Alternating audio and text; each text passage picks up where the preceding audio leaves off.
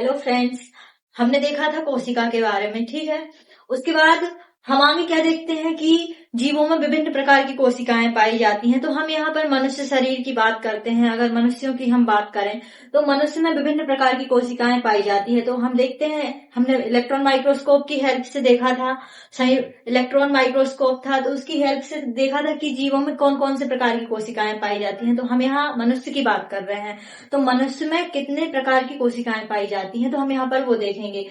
First है हमारी चिकनी पेशी कोशिका।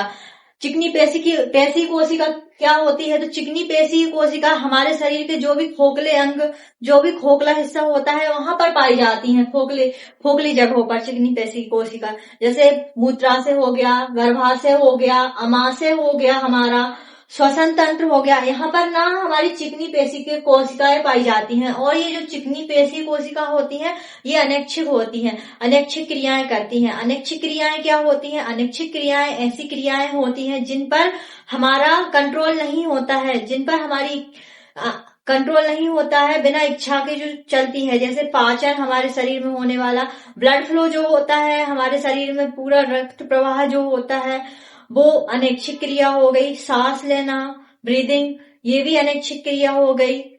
तो ये सब अनैच्छिक क्रिया, प्रजनन, ये सभी अनैच्छिक क्रियाएं होती हैं। तो वहां पर कौन सी कोशिका पाई जाती है? वहां पर चिकनी पेशी कोशिका पाई जाती है हमारे शरीर में। यहाँ पर हम मनुष्य शरीर की बात कर रहे हैं। सेकेंड वन इज क्या हो गई?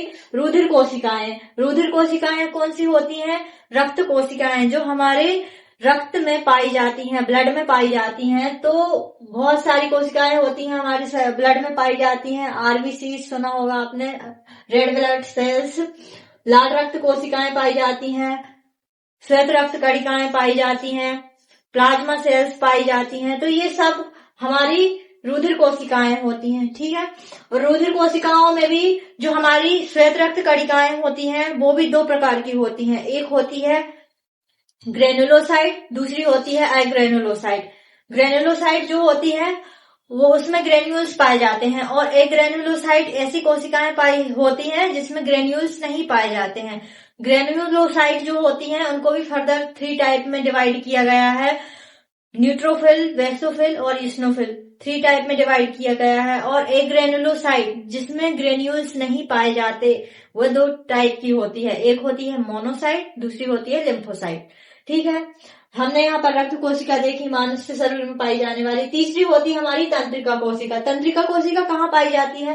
तंत्रिका तंत्र सुना होगा आपने। तंत्रिका तंत्र हमारा जो भी नर्वस सिस्टम होता है, नर्वस सिस्टम, तंत्रिका तंत्र 2 प्रकार का होता है। एक होता है केंद्रीय तंत्रिका तंत्र, दूसरा परिधीय तंत्रिका तंत्र। केंद्रीय तंत्रिका तंत्र को हम सेंट्रल नर्वस सिस्टम भी बोलते हैं, और परिधीय तंत्रिका तंत्र को पेरिफेरल नर्वस सिस्टम भी बोलते हैं।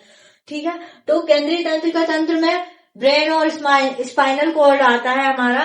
तो हमारे दोनों प्रकार के जो तंत्रिका तंत्र है उनमें कौन सी कोशिका पाई जाती है? तंत्रिका कोशिका पाई जाती है। ठीक है, फिर है अस्थि कोशिका। अस्थि कोशिका, अस्थि से आप क्या समझते हो? हड्डियां।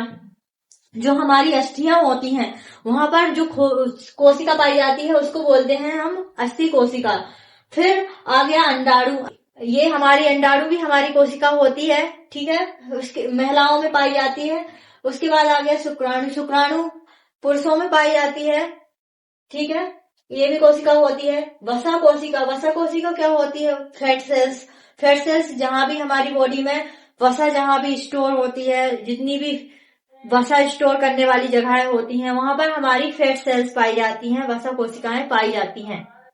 कोशिका किससे मिलकर बनी होती है? यहाँ पर हम देखेंगे तो कोशिका, चाहे वो जंतु कोशिका हो चाहे वो पादप कोशिका हो।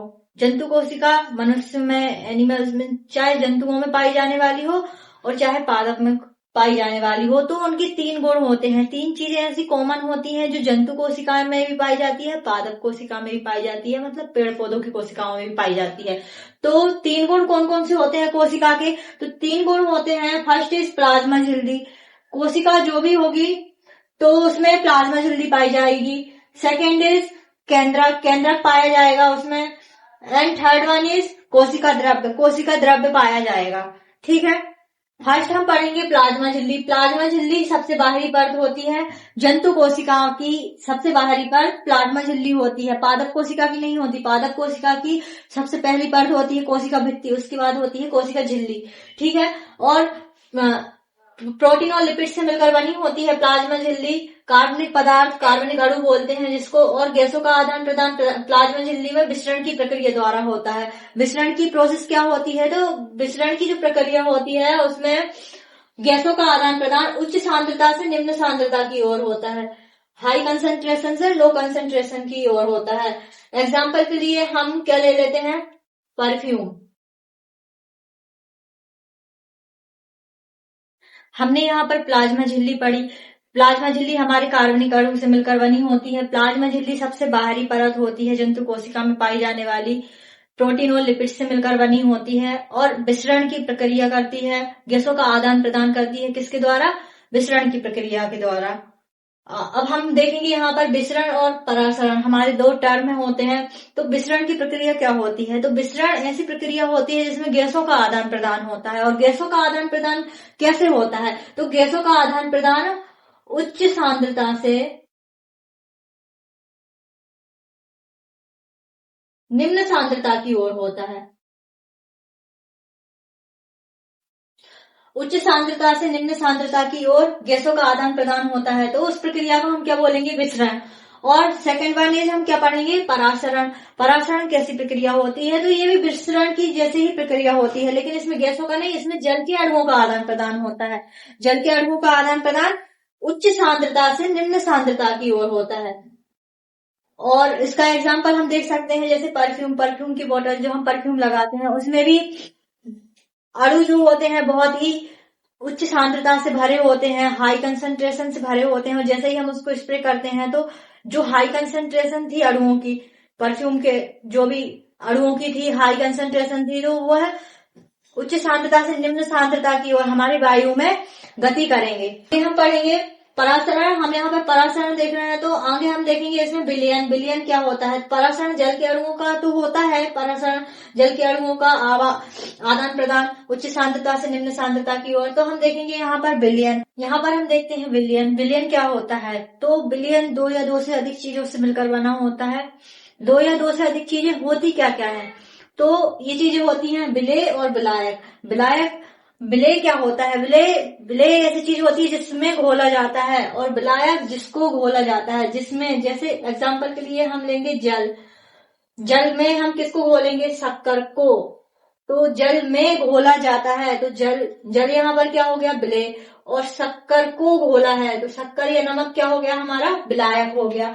अब विलयन भी दो प्रकार का होता है, तनु विलयन और सांद्र विलयन। तनु विलयन क्या होता है, तनु विलयन ऐसा विलयन होता है जिसमें विलेय मतलब जल, यहाँ पर हमने विलेय कर लिया है जल, तो विलेय की मात्रा अधिक होती है और विलायक की मात्रा कम होती है, तो ऐसे विलयन को हम क्या बोलेंगे, तनु विलयन। और सांद्र विलयन क्या होगा, जिसमें विलेय की मात्रा कम होती है और विलायक की मात्रा अधिक होती है, तो ऐसे विलयन को हम क्या बोलेंगे, सांद्र विलयन। विलेय हमारा हो गया जल, और विलायक शक्कर या नमक, दोनों में से हम कोई भी एक चीज लेंगे तो वो हमारा सांद्र विलयन बन जाएगा। अगर हम कोई भी जंतु कोशिका या पादप कोशिका को इन तीन तरीके के विलयन में रखेंगे तो क्या होगा, ठीक है। यहाँ पर हमको ये देखना है, तो तीन प्रकार के विलयन कौन कौन से हैं हमारे, तीन प्रकार के विलयन हमारे हैं, अल्प परासरणदाबी विलयन, समपरासारी विलयन, और थर्ड वन इज अति परासारी विलयन। तो ये विलयन होते क्या हैं, तो अल्प परासरणदाबी विलयन। अल्प परासरणदाबी विलयन कैसा विलयन होगा, जिसमें विलेय की मात्रा अधिक होगी और विलायक की मात्रा कम होगी, तो ऐसे विलयन को हम क्या बोलेंगे, अल्प परासरणदाबी विलयन। तो ऐसे विलयन में अगर हम कोशिका को रखेंगे तो क्या होगा, तो ऐसे विलयन में अगर हम कोशिका को रखेंगे तो परासरण की प्रक्रिया के द्वारा उच्च सांद्रता से अणु निम्न सांद्रता की ओर गमन करेंगे और हमारी जो कोशिका है वो फूल जाएगी। समपरासारी विलयन एक माध्यम विलयन होता है। समपरासारी विलयन ऐसा विलयन होता है जिसमें विलेय की मात्रा और विलायक की मात्रा दोनों क्या होती हैं, बराबर होती हैं। विलेय और विलायक दोनों की मात्रा अगर बराबर होगी तो हम इसमें अगर कोशिका को रखेंगे तो कोशिका में कोई भी परिवर्तन नहीं आएगा। थर्ड वन इज क्या हो गया हमारा अति परासारी विलयन। अति परासारी विलयन कैसा विलयन होता है? अति परासारी विलयन ऐसा विलयन होता है जिसमें विलेय की मात्रा कम होती है, विलायक की मात्रा अधिक होती है। तो ऐसे विलयन में अगर हम कोशिका को रखेंगे तो क्या होगा? तो ऐसे विलयन में अगर हम कोशिका को रखेंगे तो हमारी कोशिका सिकुड़ जाएगी।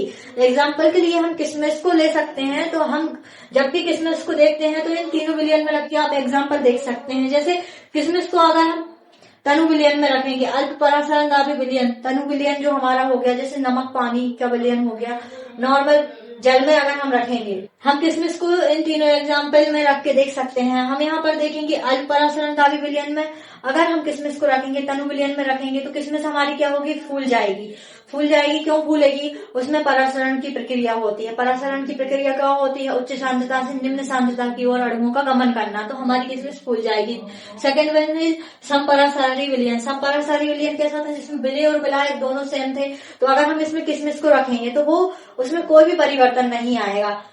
ठीक है। अति परासारी विलयन कैसा था? हमारा सांद्र विलयन था, जिसमें अधिक सांद्रता थी, विलेय की मात्रा कम थी और विलायक की मात्रा अधिक थी। तो हम ऐसे अगर विलयन में किशमिश को रखेंगे तो किशमिश क्या होगी? हमारी सिकुड़ जाएगी। आज के लिए बस इतना ही। Thank you.